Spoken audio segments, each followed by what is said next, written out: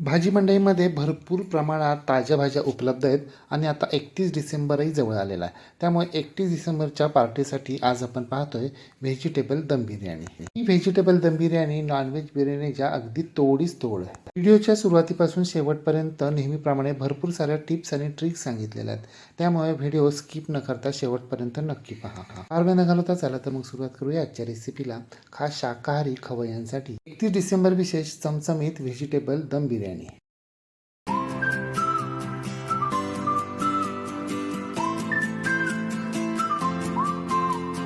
Vegetable दम बिर्याणी करण्यासाठी हे पाहिजे इथे आपल्याला अर्धा किलो लांबसडक सुवासिक बासमती तांदूळ घ्यायचा आहे आणि हा तांदूळ आता आपल्याला 2-3 वेळा पाण्यानं स्वच्छ धुवून घ्यायचा आहे. म्हणजे या तांदळाला पावडर लावलेली असते ती आपल्याला सर्व काढून टाकायची आहे. परंतु हा तांदूळ धुताना मात्र आपल्याला अजिबात तो चोळून धुवायचा नाहीये. फक्त हलक्या हातानं त्याची जी पावडर असते ना ती काढून घ्यायची आहे. हा तांदूळ आत्ता आपण चोळून धुतला ना तर आत्ता तर त्याला काही होत नाही, परंतु शिजताना मात्र त्याचे तुकडे पडतात. म्हणून आत्ता तांदूळ आपल्याला अगदी हलक्या हातानं धुवायचा आहे. 2-3 पाण्यानं तांदूळ स्वच्छ धुवून झाल्यानंतर त्यातील सर्व पाणी काढून टाकायचं आहे आणि त्यामध्ये नवीन पाणी घालायचं आहे. जेव्हा आपण यामध्ये नवीन पाणी घालतो ना तेव्हा ते अगदी नितळ स्वच्छ दिसायला हवं. हे पण आपला तांदूळ स्वच्छ धुवून झालाय, त्यामध्ये नवीन पाणी सुद्धा घातलेलं आहे. आता यावर झाकण ठेवायचं आहे आणि हा तांदूळ आपल्याला कमीत कमी पाऊण तास किंवा 1 तास भिजत ठेवायचा आहे. जोपर्यंत आपला बिर्याणीसाठीचा तांदूळ भिजतोय तोपर्यंत आपण बिर्याणीसाठी लागणारी इतर तयारी करायला घेऊया. हे पहा इथे आपल्याला व्हेज बिर्याणीसाठी 4-5 प्रकारच्या भाज्या घ्यायच्या. त्या अशा 1 वाटी फ्लावर आणि फ्लावर घेताना आपल्याला अशा प्रकारे देठा सहित घ्यायचा आणि मोठमोठा घ्यायचा आहे. 1 मोठा बटाटा सालं काढून त्याच्या मोठमोठ्या फोडी करून घ्यायच्या. अर्धी वाटी फ्रेंच बीन्स म्हणजेच फरसबी अशी मोठमोठी लांबट आकाराची कापून घ्यायची आहे. वाटीभर लाल बुंद गाजराचे काप असे मोठमोठे आकाराचे कट करून घ्यायचे. मी इथे गाजर चौकोनी कट करून घेतलेत. तुम्ही लांब सडक किंवा गोल देखील वापरू शकता. वाटीभर मोठ्या ढोबळ्या मिरचीचे मोठमोठे चौकोनी काप. अर्धी वाटी हिरव्या मटारचे सोललेले दाणे म्हणजेच हिरवा वाटाणा. आता या सर्व भाज्या आपल्याला पाण्यानं स्वच्छ धुवून घ्यायच्यात आणि त्यातील सर्व पाणी नेथून काढायचं. या व्यतिरिक्त आपल्याला हे अशा प्रकारे चौकोनी तुकडे केलेलं अर्धी वाटी पनीर देखील घ्यायचंय. भाज्यांचं प्रमाण तुम्ही तुमच्या आवडीप्रमाणे थोडंसं कमी जास्त करू शकता, परंतु एवढं मात्र लक्षात ठेवा की भाज्यांचे आपल्याला मोठमोठे तुकडे ठेवायचे, छोटे छोटे कट करायचे नाहीयेत. जर भाज्यांचे छोटे छोटे तुकडे केले तर बिर्याणीला दम देताना भाज्यांचा गाळ होईल. बिर्याणीसाठी आपल्याला बिर्याणी मसाला सुद्धा लागणार आहे. हा बिर्याणी मसाला कसा तयार करायचा याची सविस्तर रेसिपी आपल्या चॅनलवर अगोदरच अपलोड केलेली आहे. ती जर तुम्ही पाहिली नसेल तर डिस्क्रिप्शन बॉक्समध्ये त्याची लिंक दिलेली आहे, ती जरूर पहा. आता आपण लगेचच बिर्याणी तयार करायला घेऊया.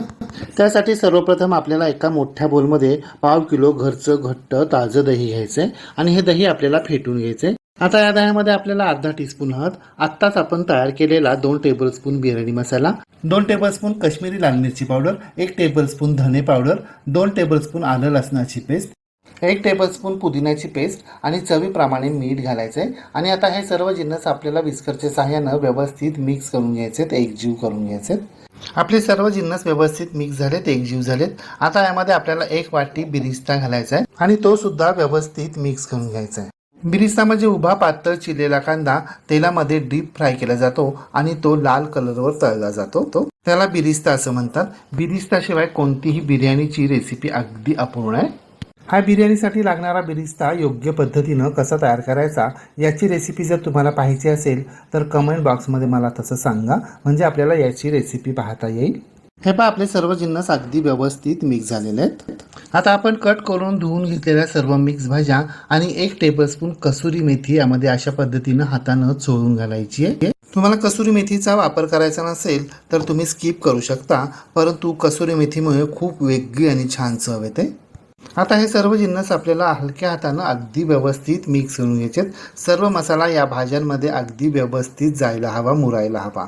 आपले सर्व जिन्नस व्यवस्थित मिक्स करून झालेत. पहा किती सुंदर कलर आलाय. आता यामध्ये 4 टेबलस्पून तेल, थोडीशी बारीक चिरलेली कोथिंबीर, थोडासा बारीक चिरलेला पुदिना आणि अर्ध लिंबू पिळायचं.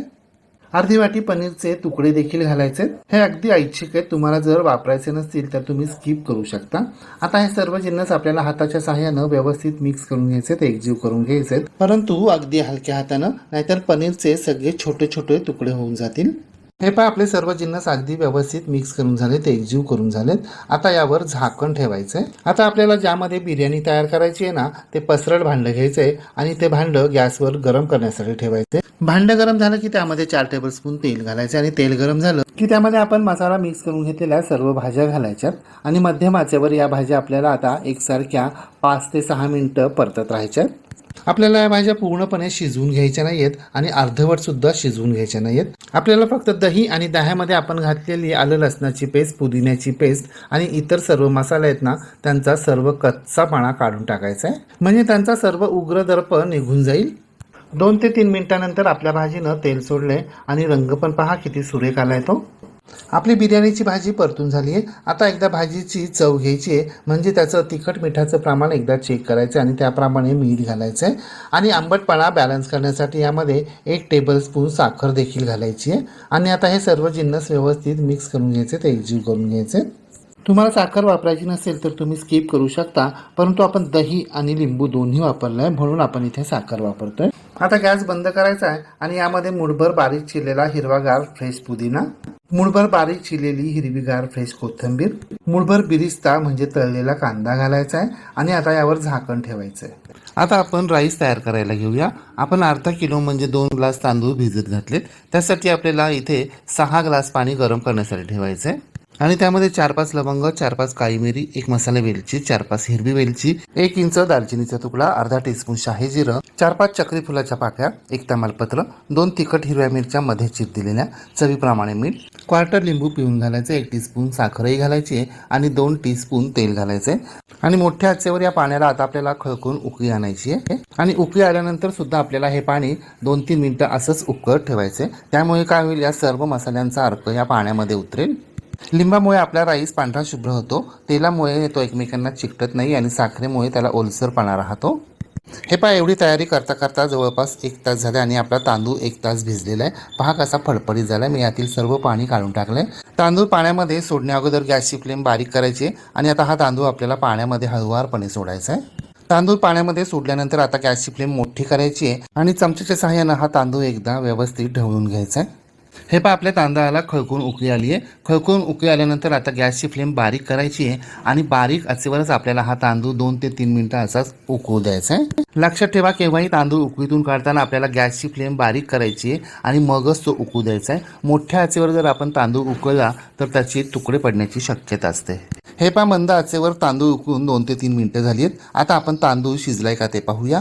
त्यासाठी हे पहा चमच्यामधून एक शीत हातामध्ये घ्यायचंय आणि ते मोडून पाहायचंय. त्याचे पटकन 2 तुकडे पडतायत, त्याचा गाळ झालेला नाहीये, म्हणजे आपला तांदूळ 50% शिजलाय. आपल्याला 50%च तांदूळ शिजवून घ्यायचंय. तांदळाचं पातेलं खाली उतरवून ठेवायचंय आणि त्या शेगडीवर तवा ठेवायचा आहे. गॅसची फ्लेम मोठी करायची आणि तवा तापून घ्यायचा आहे आणि या तापलेल्या तव्यावर बिर्याणीच्या भाजीची कढई ठेवायची आहे. हे पहा आता डीप झाऱ्याच्या सहाय्यानं पातेल्यातून तांदूळ काढायचा आहे, तो निथळून घ्यायचा आहे आणि आपण कढईतल्या बिर्याणीच्या भाजीवर पुदिना, कोथिंबीर आणि बिरिस्ता यांचा लेअर देऊन घेतलेलाच आहे. त्याच्यावर हा तांदूळ झाऱ्याच्या सहाय्यानं सोडायचा आहे. तांदूळ झाऱ्याच्या सहाय्यानं सोडल्यानंतर हे पहा काटा चमच्याच्या सहाय्यानं तो व्यवस्थित स्प्रेड करून घ्यायचा, एकसारखा करून घ्यायचा. आता बारीक चिरलेला पुदिना, बारीक चिरलेली कोथिंबीर आणि बिरिस्ता यावर हळुवारपणे पेरून घ्यायचा आहे. यानंतर यावर चमच्याच्या सहाय्यानं केशर सिरप आणि साजूक तूप हळुवारपणे सोडायचं आहे. पुन्हा यावर राईसचा लेअर द्यायचा आहे, तो काटा चमच्याच्या सहाय्यानं स्प्रेड करून घ्यायचा आहे आणि पुदिना, कोथिंबीर, बिरिस्ता, साजूक तूप यावर सोडायचं आहे. आपले सर्व लेअर देऊन झालेले आहेत. आता यावर झाकण ठेवायचं आहे आणि 1 मिनिट गॅसची फ्लेम मोठी ठेवायची आहे. 1 मिनिटानंतर गॅसची फ्लेम बारीक करायची आहे आणि आता आपल्याला या बिर्याणीला 10 ते 15 मिनिटं दरदरून मंद आचेवर वाफ काढायची आहे. हे पहा 10 ते 15 मिनिटांनंतर झाकणावर कशी वाफ गोळा झाली आहे पहा. आपली बिर्याणी तयार झाली आहे. आता गॅस बंद करायचा आहे, परंतु लगेच याचं झाकण काढायचं नाही आहे. 10 मिनिटांनंतर आपण या बिर्याणीवरचं झाकण काढायचं आहे. पाहताय ना कशी दरदरून वाफ बसली ते. आणि बिर्याणी काढून घेताना नेहमी मधून काढून घ्यायची नाही, अशी बाजूबाजूनं ती काढून घ्यायची आहे. पाहताय ना तुम्ही आपला तांदूळ किती फडफडीत झालाय, ते किती सुट्टा सुट्टा झालाय पहा. रंग तर अगदी सुरेख आलाय आणि घरभर अरोमा तर काय दरवतोय म्हणून सांगू. तांदूळ तर अगदी परफेक्ट शिजलेत, कुठेही तुकडा पडलेला नाहीये आणि भाज्यांचाही गाळ झालेला नाहीये. आता तयार झालेली ही व्हेज दम बिर्याणी आपण एका प्लेटमध्ये सर्व करूया.